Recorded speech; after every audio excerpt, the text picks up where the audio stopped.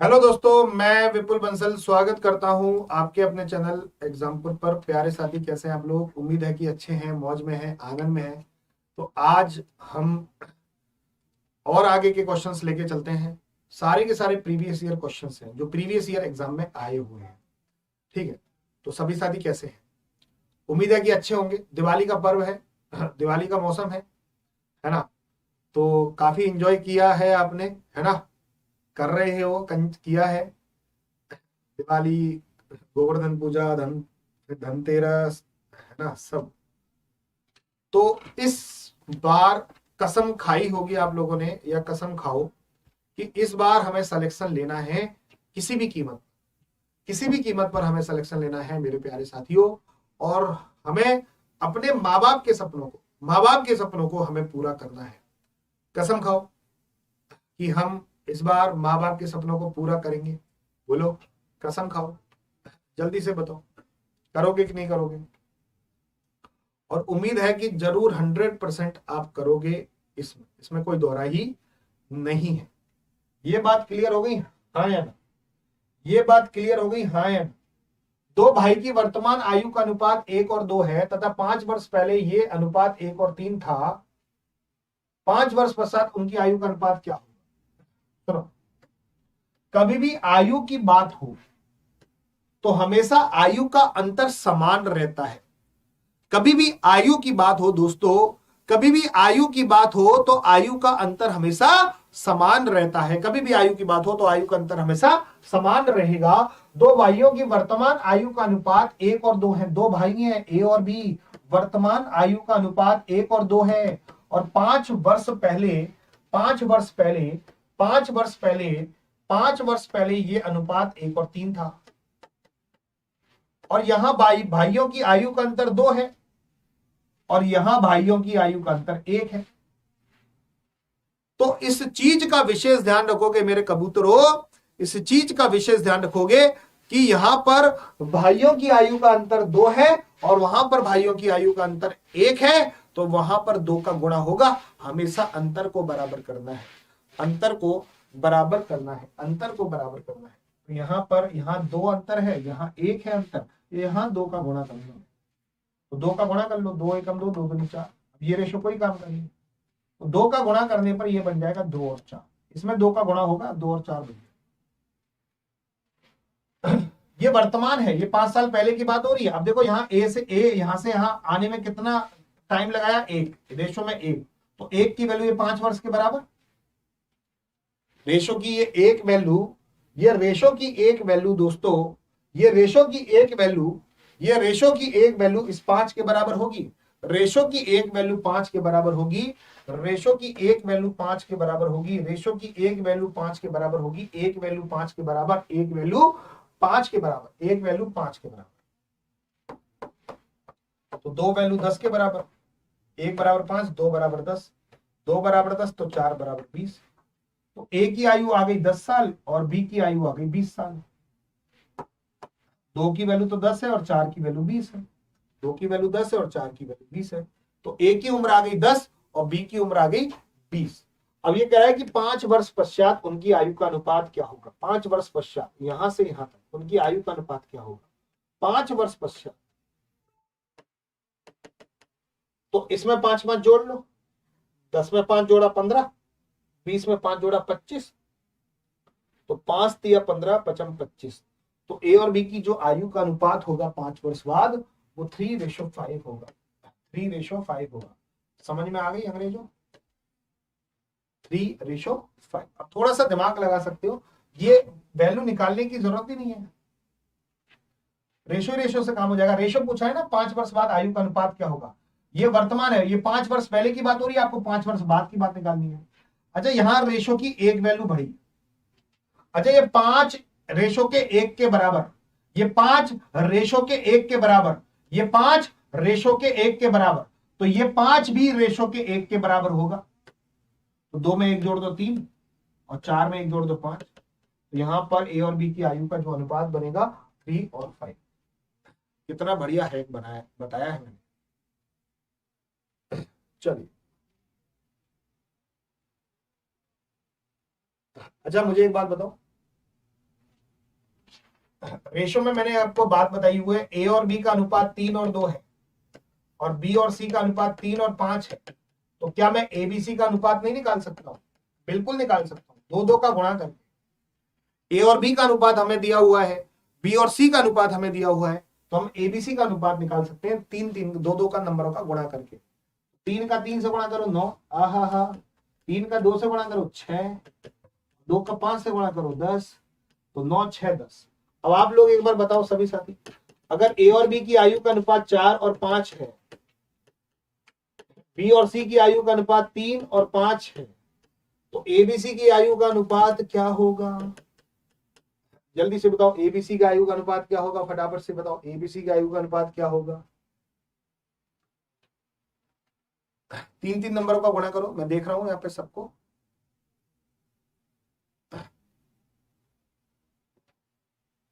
दो दो नंबरों का गुणा करो सब। 4 तिया 12, 3 पंजे 15 और पचम 25, ये सबको पता है 12 15 25, दो दो नंबरों का गुणा किया। क्या हम इस क्वेश्चन को नहीं कर सकते हैं?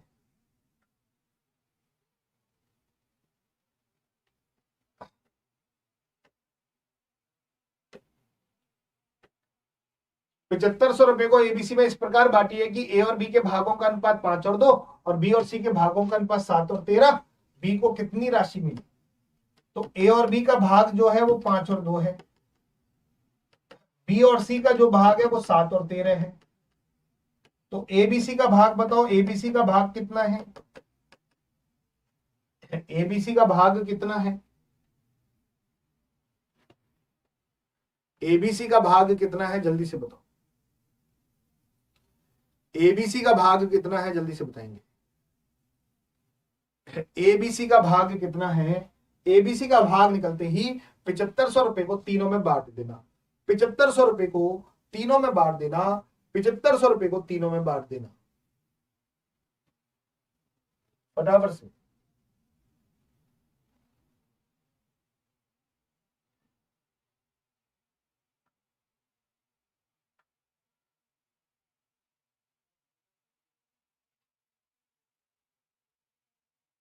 कितना अनुपात आया? दो दो का गुणा करूं, 7 पंजे 35, वाह। 7 दूनी 14, वाह। 2 का 13 से गुणा किया 26, 35 14 26, ये एबीसी का अनुपात है। 35 14 26, 35 14 26 एबीसी का अनुपात है। 35 14 26 ये एबीसी का अनुपात है। 35 14 26।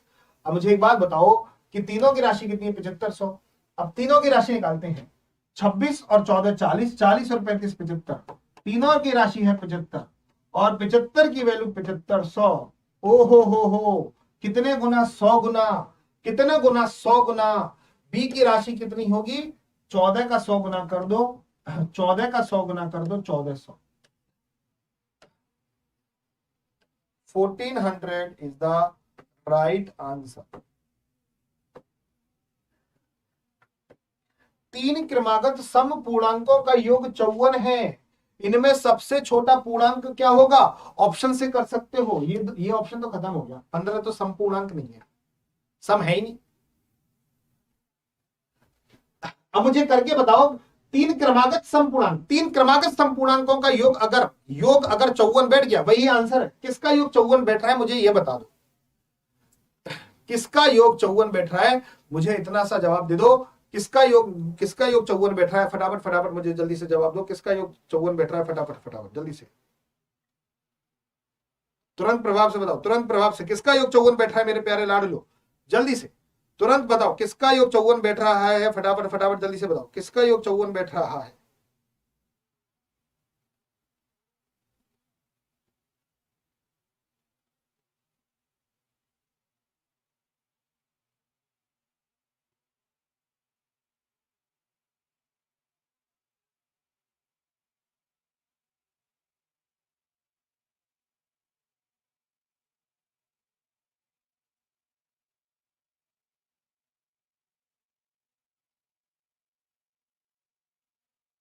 Very good.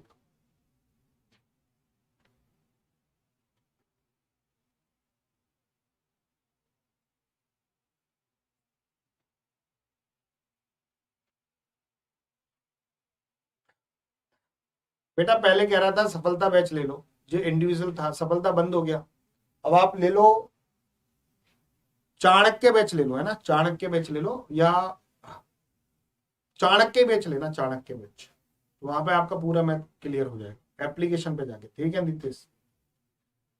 या प्रभात 2.0 ले लो, प्रभात 2.0 ट्वेल्थ वाला लेना, प्रभात 2.0 ट्वेल्थ वाला, वहां पे पूरी मैथ हो जाएगी। क्या आंसर आया? 16। वाह भाई वाह। 16, 18 और 20, क्या इन तीनों का योग 54 है? अरे है, 16, 18, 20, इन तीनों का योग तो 54 है। 18 और 16 34, 34 और 20 54। अगर मैं 14, 16 और 18 का योग करूं तो इनका योग बैठा है 48, ये सवाल ही नहीं है। 18 फिर इसके बाद 20 और इसके बाद 22, इन तीनों का योग बैठ रहा है 60, इन तीनों का योग 54 होना चाहिए। तो ऑप्शन से हो जाएगा हमारा, ऑप्शन से हो जाएगा, ऑप्शन से हो जाएगा। अगर आपको ऑप्शन से नहीं करना तो सबसे बढ़िया मेथड बताता हूं, उन तीन क्रमागत जो सम संख्या है उनका औसत निकाल लो। अच्छा औसत निकाल लो, औसत। औसत क्या होता है? औसत होता है योग बटे संख्या, औसत होता है योग बटे संख्या। योग कितना दे रखा है? 54 दे रखा है, और संख्या बेटा कितनी है? 3। अगर मैं 54 में 3 का भाग दूंगा तो आपका जो औसत आएगा वो 48 आएगा। अगर मैं 54 में 3 का भाग दूंगा तो आपका औसत कितना आएगा? 48 हो, 18 आएगा, 18 और ये 18 बीच में रखो। 18 से पहले कौन सी होती है? 16। 18 के बाद कौन सी होती है? 20। और यही तीन क्रमागत संख्या है, सम संख्या। 16 पूछी है तो 16 is the right answer. 16 is the right answer. कांसे में तांबे और जस्ते का अनुपात 13 और 7 है। कांसे में तांबे और जस्ते का अनुपात 13 और 7 है। कांसे में जस्ते और तांबे का अनुपात 13 और 7 है। कांसे में जस्ते और तांबे का अनुपात 13 और 7 है। 100 किग्रा कांसे में कितना जस्ता होगा? 100 किग्रा कांसे में कितना जस्ता होगा? अच्छा कांसा है, कांसा, उसमें तांबे और जस्ते का अनुपात दे रखा है, तांबे और जस्ते का अनुपात दे रखा है 13 और 7। तांबे और जस्ते का अनुपात दे रखा है, तांबा और जस्ते का अनुपात दे रखा है जस्ता, तांबा और जस्ता का अनुपात दे रखा है 13 और 7, और 100 केजी कांसा है। मतलब ये तांबा और जस्ता मिलके कांसा बनता है, तांबा और जस्ता मिलके कांसा बनता है। तो कांसा पूरा कितना है? 100 केजी, 100 केजी। तो टोटल कितना है? 13 और 7 20। तो 20 की वैल्यू दे रखी है 100 केजी, 20 की वैल्यू दे रखी है 100 केजी। कितने गुना? 5 गुना। जो चीज पूछी है उसका 5 गुना कर दो। तो कांसे में जस्ता कितना होगा? जस्ता कितना होगा? जस्ते का मात्रा कितना है? 7 है, तो मैं 7 का 5 गुना करूंगा तो 35 आंसर आ जाएगा, 35 आंसर आ जाएगा, 35 केजी, 35 केजी आंसर आ जाएगा, 35, 35 केजी। या ऐसे देख लो, जस्ता कितना है बेटा? 7, और ऑप्शन में 7 का मल्टीपल कौन सा है? ऐसे देख लो 7 का मल्टीपल कौन सा है, जल्दी से बताइएगा, 7 का मल्टीपल कौन सा है?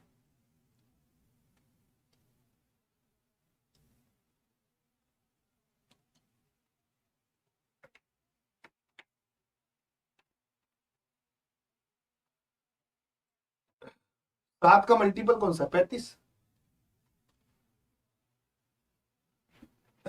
चलिए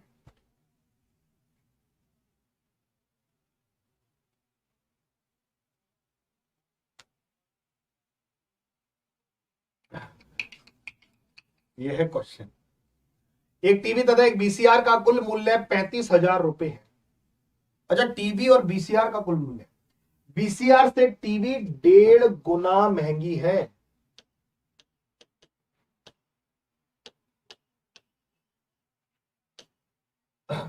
बीसीआर से इससे टीवी महंगी है, टीवी महंगी है 1.5 गुना। ये 1.5 गुना है इसका, ये 1.5 गुना है इसका। अब दिमाग लगाओ कि अगर ये 1 है तो ये 1.5 होगी ना। कौन कौन मेरी इस बात से सहमत है कि अगर बीसीआर का मूल्य 1 है, इसको मैं 1.5 ही तो बोलूंगा, 1 और आधा 1.5 ही तो होता है। अगर ये 1 है तो ये 1.5 होगी ना। बीसीआर से टीवी 1.5 गुना महंगी है, टीवी 1.5 गुना महंगी है। तो अगर बीसीआर का मूल्य 1 है तो टीवी का मूल्य 1.5 होगा। अगर बीसीआर का मूल्य 1 है तो टीवी का मूल्य 1.5 होगा। बीसीआर का मूल्य 1 है तो टीवी का मूल्य 1.5 होगा।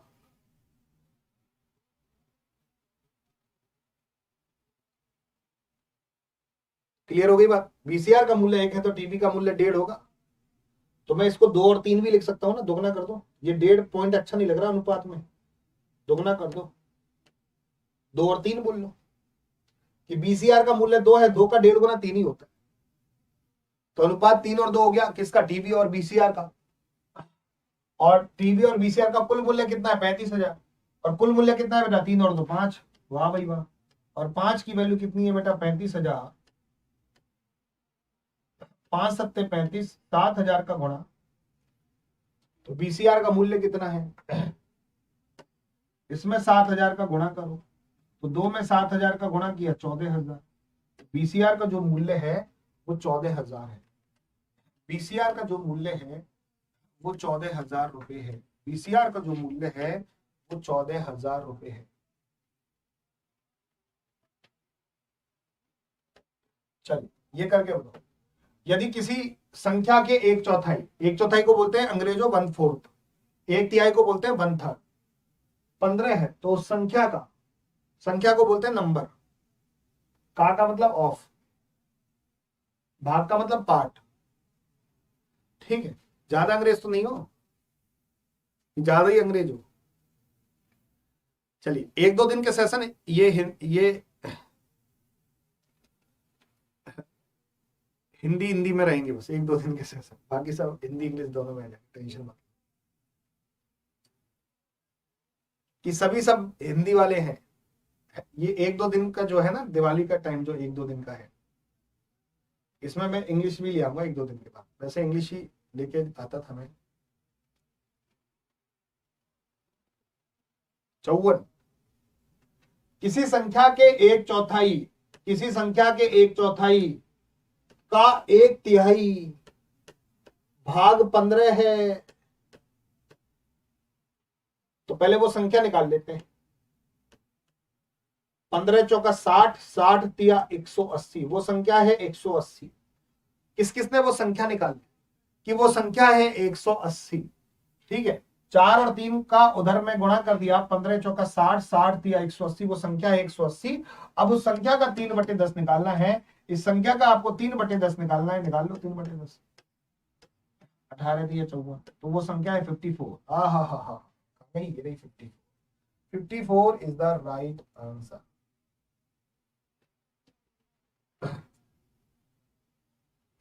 किसी दूध वाले की टंकी की एक टंकी में 75 लीटर तथा दूसरी में 45 लीटर दूध है। उस बड़े से बढ़ते बर्तन की माप जो दोनों टंकियों के दूध को पूरा की पूरा माप सके।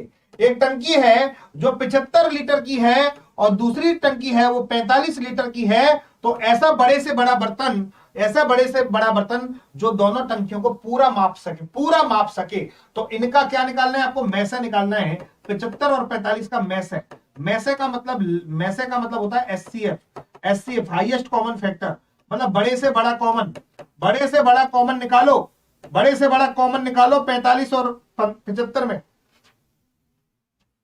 45 और 75 का बड़े से बड़ा कॉमन निकालोगे सभी साथी, बड़े से बड़ा कॉमन निकालो सभी साथी, बड़े से बड़ा कॉमन निकालो। 45 और 75 का बड़े से बड़ा कॉमन निकालो। 45 का बड़े से बड़ा, 45 और 75 का बड़े से बड़ा कॉमन निकालो। कॉमन क्या आएगा, 15। एचसीएफ निकालो, एचसीएफ। कभी भी ऐसा क्वेश्चन आए तो एचसीएफ निकालना है। कभी भी ऐसा क्वेश्चन आए तो हमें क्या निकालना है, एचसीएफ निकालना है मेरे प्यारे साथियों। कभी भी ऐसा क्वेश्चन आए तो हमें क्या निकालना है, एचसीएफ निकालना है, एचसीएफ।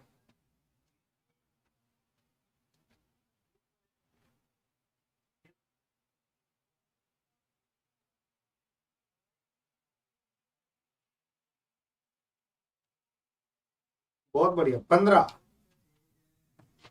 तो 75 और 45 में से 15 ही कॉमन है, मैक्सिमम 15 कॉमन आएगा। एचसीएफ जो होगा वो 15 होगा, 15। 25 इसमें से निकलेगा, इसमें से नहीं निकलेगा, तो 15 मैक्सिमम कॉमन होगा। चलो, एक विद्यार्थी से किसी संख्या को 3/2 से गुणा करने के लिए कहा गया, परंतु उसने 3/2 से भाग दे दिया।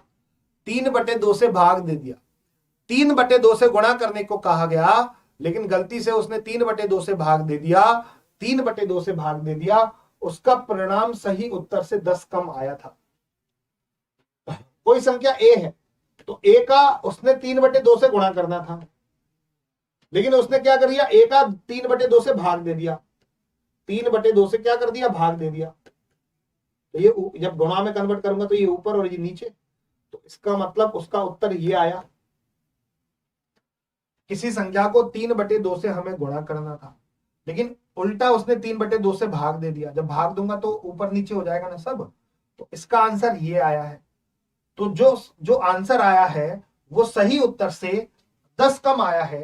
तो जो ये आंसर आना था और इसका ये आंसर आया है, तो ये आंसर और ये आंसर का जो अंतर है वो 10 होना चाहिए। तो वह संख्या थी वो संख्या निकाल लो, ए निकाल। जल्दी से इस क्वेश्चन को निकाल के बताओ। बहुत से कबूतर 20 दे रहे हैं, बहुत से 12 दे रहे हैं, बहुत से 15 दे रहे हैं, क्या चक्कर है भाई? 20, 12, 10 भी दे रहे हैं। सारे ऑप्शन बोल दिया आपने, तो एक तो सही होगा ही। सारे ऑप्शन बोल दिया आपने, एक तो सही होगा ही। सारे आंसर बता दिया आपने, एक तो आंसर सही होगा ही।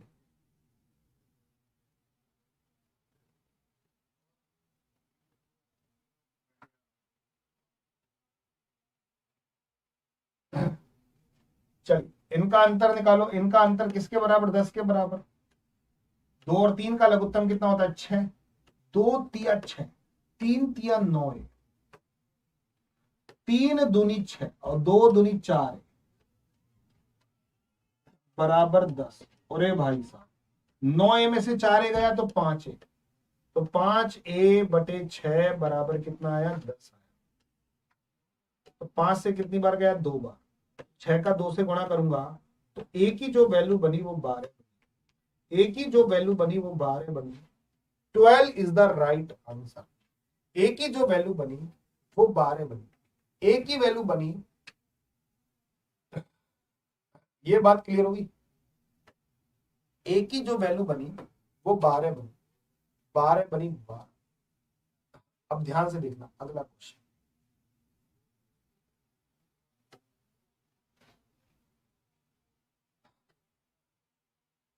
ये है शानदार क्वेश्चन, अल्टीमेट क्वेश्चन है। थोड़ा सा दिमाग लगाना, बहुत शानदार क्वेश्चन है, समझना। ए और बी के पास कुल मिलाकर 158 रुपए हैं। ए और बी के पास 158 रुपए हैं मेरे प्यारे साथियों। ए और बी के पास 158 रुपए, 158 रुपए। सी के पास, सी के पास, सी के पास ए और बी को मिलाकर जो राशि है उससे 101 रुपए कम है। तो ये मेरे प्यारे साथियों बताओ कि ए और बी के पास कितने हैं? 158 रुपए हैं। दोनों के पास 158 रुपए हैं। 158 रुपए, 158 रुपए, 158 रुपए। हमें ये नहीं पता है ए के पास कितना है, बी के पास कितना है। ए और बी के पास कुल मिलाकर 158 रुपए हैं। दोनों के पास कुल मिलाकर 158 है। ए और बी का कुल मिलाकर 158 रुपए हो गया। ए और बी का कुल मिलाकर 158 रुपए हो गया। ए और बी का कुल मिलाकर 158 रुपए हो गया। 158 रुपए। ए और बी का कुल मिलाकर 158 रुपए हो गया। अब ये कह रहा है कि सी के पास ए और बी को मिलाकर जो राशि है उससे 101 कम है। अब आप लोग बताना सी के पास कितने रुपए हैं। आप लोग बताओ सी के पास कितने रुपए हैं। सभी साथी बताओ सी के पास कितने रुपए हैं। सभी साथी जल्दी से जवाब दीजिएगा। सी के पास कितने रुपए हैं? 101 कम कर लो, 158 में 101 कम कर लो।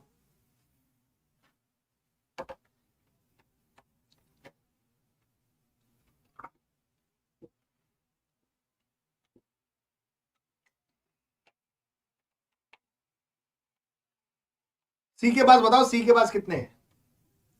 जो मैं पूछ रहा हूं उस चीज का जवाब। सी 78 आपका सही है। 78 आप जो आंसर दे रहे हो सही है, परफेक्ट है।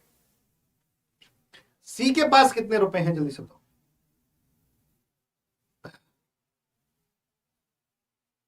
सी के पास कितने रुपए हैं? 158 में 101 कम करो तो सी के पास 57 रुपए हैं। अगर मैं 158 में 101 कम करूंगा तो 57 ही तो आएगा। अच्छा, बी के पास सी से 23 रुपए अधिक है, तो बी के पास सी से 23 रुपए अधिक है। सी की राशि हमें पता लग गई 57। 57 में 23 जोड़ दो, 57 में 23 जोड़ दो 80, तो बी के पास है 80 रुपए।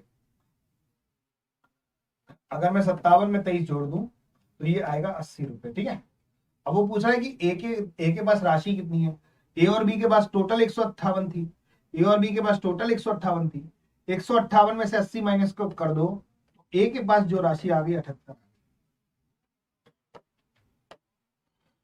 वाह भाई, ऐसे बहुत बढ़िया पढ़ा है। पूरी इक्वेशन बनाते तो थोड़ा सा कंफ्यूज हो जाते, ऐसे बहुत बढ़िया पढ़ा है। ये बात क्लियर होगी, हाँ है ना। सभी साथी जवाब दो कि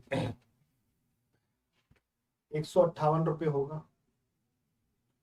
चलिए आगे चले मेरे प्यारे लाल।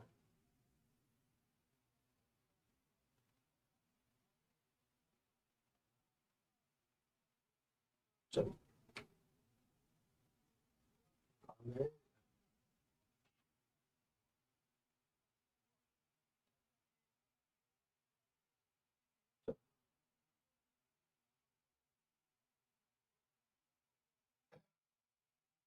धातु की 3 ठोस गेंदें जिनकी त्रिज्याएं 3 सेंटीमीटर, 4 सेंटीमीटर, 5 सेंटीमीटर हैं, को पिघलाकर एक अन्य ठोस गेंद बनाई जाती है। इस नई गेंद की त्रिज्या क्या है? एक सबसे बढ़िया तरीका बताऊं, R1 का क्यूब प्लस R2 का क्यूब प्लस R3 का क्यूब और बराबर बड़े आर का क्यूब। ये अपना लो भाई, सब जिंदगी सुधर जाएगी। जब किसी चीज को पिघलाकर कोई चीज बनाते हैं, ध्यान से सुनना, मेंसुरेशन का सवाल है। मेंसुरेशन की एक मैराथन क्लास तो मैं लेने वाला हूं बहुत जल्दी, ठीक है। अब ध्यान से समझना, इस क्वेश्चन पे वापस आते हैं। ये 3 ठोस गेंदें हैं धातु की, इनको पिघलाकर एक बड़ी धातु की गेंद बनाई जाती है। इन 3 गेंदों को पिघलाकर एक बड़ी गेंद बनाई जा रही है। तो इन तीनों का आयतन, गोले का आयतन होता है 4/3 पाई r क्यूब। ये गोले का आयतन होता है, गोले का आयतन। ये पहली गोले का आयतन, इसका आयतन कितना है? 4/3 पाई r2 क्यूब। इस गोले का आयतन कितना है? 4/3 पाई r3 क्यूब। और इस बड़े गोले का आयतन क्या है? 4/3 पाई r क्यूब, बड़ा आर लिख दिया मैंने। तो इन तीनों गोले का आयतन इसके आयतन के बराबर होगा। फॉर्मूला पता होना चाहिए गोले के आयतन का, कोई बात नहीं है, दिक्कत नहीं है। आयतन का फॉर्मूला नहीं पता, पहले गोले का आयतन, दूसरे गोले का आयतन, तीसरे गोले के आयतन, तीनों के आयतन को मिलाया और उसको बड़े गोले के आयतन के बराबर कर दिया। 4/3 पाई सब में कॉमन है, तो 4/3 पाई मैंने सब में से हटा दिया। तो हमारा जो रिजल्ट निकला, हमारा रिजल्ट क्या निकला? R1 का क्यूब प्लस R2 का क्यूब प्लस R3 का क्यूब बराबर R का क्यूब। जब 3 गोलों को पिघलाकर एक बड़ा गोला बनाया जाता है तो ये रिजल्ट आपको याद रहना चाहिए। जब 3 गोलों को पिघलाकर एक बड़ा गोला बनाया जाता है तो ये रिजल्ट आपको याद रहना चाहिए। तो हम उसी क्वेश्चन पे वापस आते हैं। 3 गोलों को पिघलाकर एक बड़ा गोला बनाया जाता है। इसकी त्रिज्या कितनी है? 3 का क्यूब। इसकी त्रिज्या कितनी है? 4 का क्यूब। और इसकी त्रिज्या कितनी है? 5 का क्यूब। और बड़े गोले की त्रिज्या आ जाएगी, सॉल्व करो।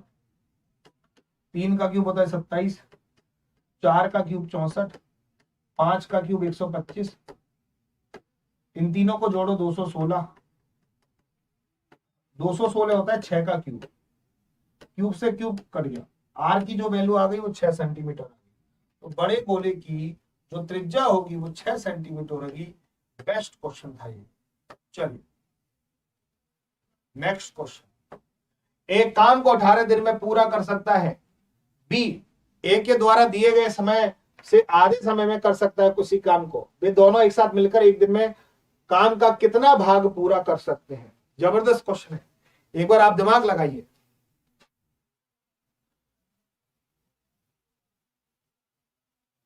एक काम को 18 दिन में पूरा कर सकता है बी, उसी काम को ए से आधे समय में कर सकता है। वे दोनों एक साथ मिलकर एक काम का कितना भाग पूरा कर सकते हैं? वाह,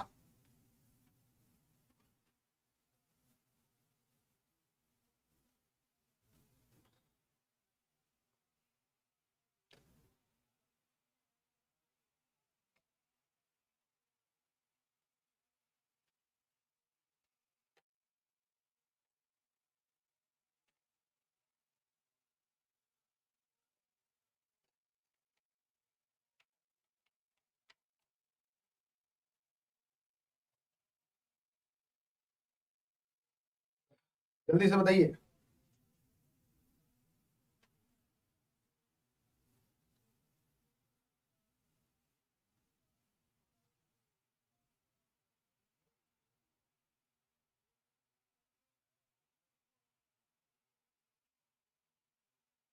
बहुत बढ़िया। ए किसी काम को 18 दिन में कर सकता है भाई, और बी उसी काम को ए से आधे समय में कर सकता है, तो बी उसी काम को 9 दिन में कर सकता है। तो इनका लघुत्तम कितना है बेटा? 18। इनके वन डे वर्क आ गया 1 और 2, तो एक दिन में कितना काम करेंगे? 3। ए एक दिन में 1 काम करेगा, बी एक दिन में 2 काम करेगा, दोनों मिलकर एक दिन में 3 काम करेंगे। तो ये 3 काम, एक दिन में किया गया काम कितना है? 3। तो ये 3 काम पूरे काम का कितना भाग है? पूरा काम 18 है, तो 3 18 का कितना भाग है? जल्दी से मुझे जवाब दो। 3 18 का कितना भाग है? 3 18 का कितना भाग है? 3 18 का कितना भाग है? तो दोस्तों 3 18 का 1/6 भाग है। 3 18 का 1/6 भाग है, तो 1/6 काम को वो कर सकते हैं। ये बात क्लियर हो? चक्रवर्ती ब्याज कितना होता है? हम चक्रवर्ती ब्याज को 4 तरीके से क्वेश्चन सॉल्व कर सकते हैं, 4 तरीके से, लेकिन वो क्वेश्चन सिचुएशंस के ऊपर डिपेंड रहता है कि हमें कौन सा तरीका अपनाना है, कौन सा तरीका वो सिंपल पड़ रहा है। 5% का 2 साल का चक्रवर्ती ब्याज क्या होता है? 5% का 2 साल का चक्रवर्ती ब्याज क्या होगा? 5% का 2 साल का चक्रवर्ती ब्याज 10.25%। टेबल याद है ना? नहीं पता है ना? चक्रवर्ती ब्याज नहीं देखा है तो ऐसे डालना, चक्रवर्ती ब्याज भाई विपुल सर, कुछ भी डाल दो, सिंपल इंटरेस्ट भाई Vipul sir, number system by Vipul sir, simplification by Vipul sir, कुछ भी डाल दो, कुछ भी पढ़ना है, सब आ जाएगा।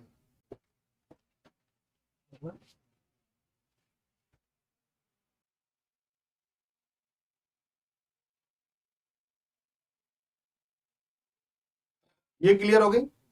अच्छा मुझे बताओ 5% का 2 साल का साधारण ब्याज क्या होगा? 5% का 2 साल का साधारण ब्याज कितना परसेंट? 10%। 5% का 2 साल का साधारण ब्याज कितना होता है? 10%। 5% का 2 साल का चक्रवर्ती ब्याज 10.25 और 5% का 2 साल का साधारण ब्याज 10%। अंतर कितना है कबूतरों? अंतर कितना है? अंतर कितना है? 0.25% है कबूतरों। अंतर कितना है? अंतर कितना है? 0.25% का अंतर है। इस क्वेश्चन को करेंगे। किसी धनराशि पर 5% वार्षिक ब्याज की दर से 2 वर्षों के साधारण ब्याज और चक्रवर्ती ब्याज का अंतर 15 रुपए है। यह बताओ 5% का 2 साल का चक्रवर्ती ब्याज कितना होता है? हमें पता है 10.25%। और 2 साल का साधारण ब्याज कितना होता है? हमें पता है 10%। और हमें अंतर भी पता चल गया 0.25%। और ये अंतर 15 रुपए के बराबर, 0.25% 15 के बराबर है, 0.25% 15 के बराबर है। और वह धनराशि कितनी है? 100% निकालना है। अच्छा पॉइंट हटाओ, 2 नंबर है तो 2 जीरो लगा, पॉइंट के बाद 2 नंबर है तो 2 जीरो लगा दी। अच्छा 25 का कितने गुना? 4 गुना, 25 चौक 100, तो 1500 का 4 गुना कर लो भाई साहब, 1500 का 4 गुना कर गया, तो हमारा जो आंसर आया वो 6000 आया। 6000 इज द राइट आंसर। 6000 आपका परफेक्ट आंसर होगा। क्या ये बात क्लियर हो गई है? 6000 आपका परम सत्य आंसर होगा। क्या ये बात क्लियर हो गई है? आगे चले मेरे प्यारे लाडो।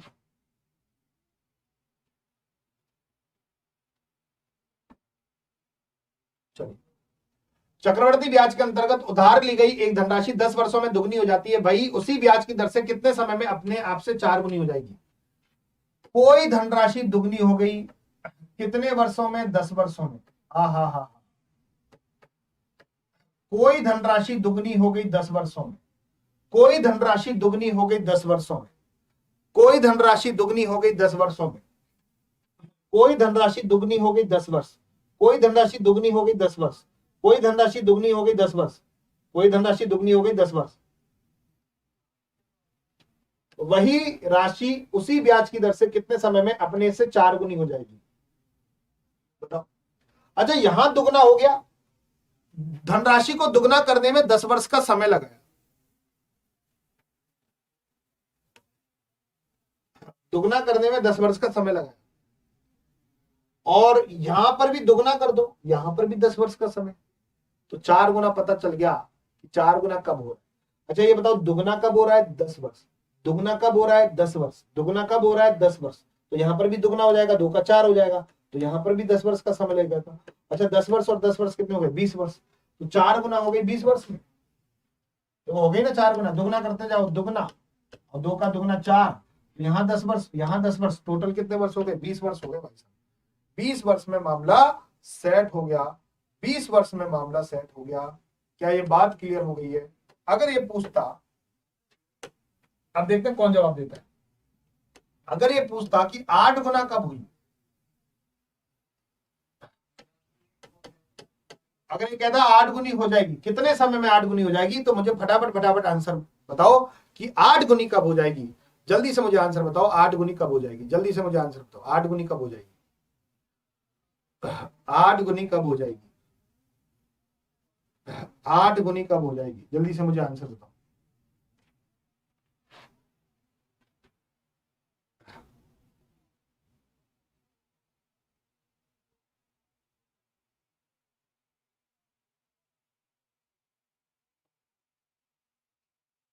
आठ गुनी कब हो जाएगी, 30। बहुत बढ़िया।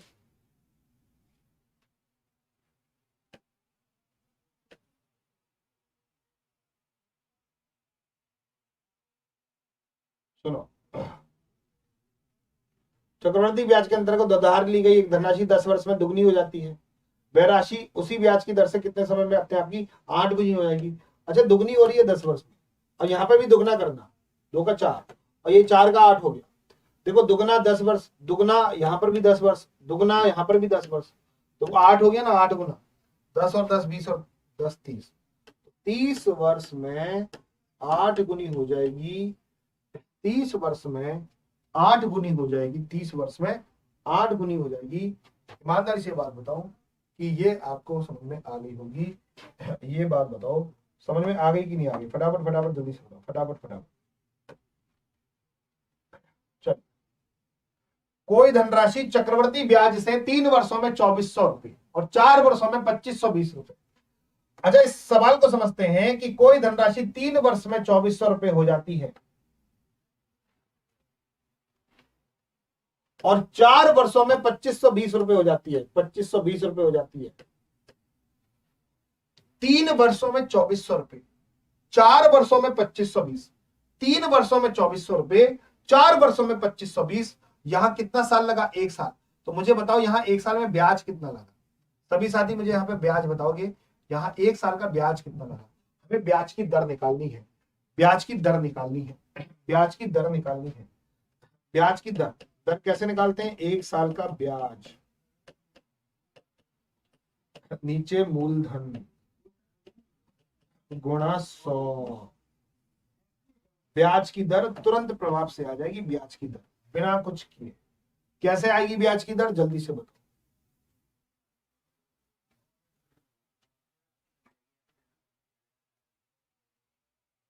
1 साल का ब्याज कितना है, 120। 2520 में से 2400 घटाऊंगा तो 120 रुपए ब्याज आया। अच्छा ये 120 रुपए ब्याज है, इसका मूलधन ये रहा। चक्रवर्ती ब्याज का मूलधन ये नहीं होता, ये मतलब पिछले साल का होता है, क्योंकि चक्रवर्ती ब्याज में हर साल मूलधन चेंज होता है, ब्याज पे ब्याज लगती जाती है ना, तो मूलधन में ब्याज जुड़ के मूलधन ही बन जाता है। तो ये 1 साल का ब्याज है, इसका मूलधन ये रहा। ये 1 साल का ब्याज, इसका मूलधन ये रहा। ये 1 साल का ब्याज, इसका मूलधन ये रहा। तो 120 2400 का कितना प्रतिशत है, जल्दी से बताओ। 120 2400 का कितना प्रतिशत है, ने तुरंत प्रभाव से निकाल दिया कि 120 2400 का 5% है। तो दोस्तों यहां से जो आंसर आया 5% आया, 5%। उम्मीद है, आशा है कि क्लास मस्त तरीके से आपको समझ में आई होगी। ये बात क्लियर हो गई, हाँ है ना, बेहतरीन तरीके से ये समझ में आया होगा। ठीक है, तो कमेंट करके बताना क्लास कैसी लगी। ठीक है, 1-2 दिन में मैं हिंदी के साथ साथ इंग्लिश भी ले आऊंगा, 1-2 दिन और, एक दो दिन मैनेज कर लो बस, है ना, कोई दिक्कत नहीं है। चलो धन्यवाद, thank you, tata bye bye, मिलते हैं कल इसी समय इसी जोश के साथ। धन्यवाद, थैंक यू।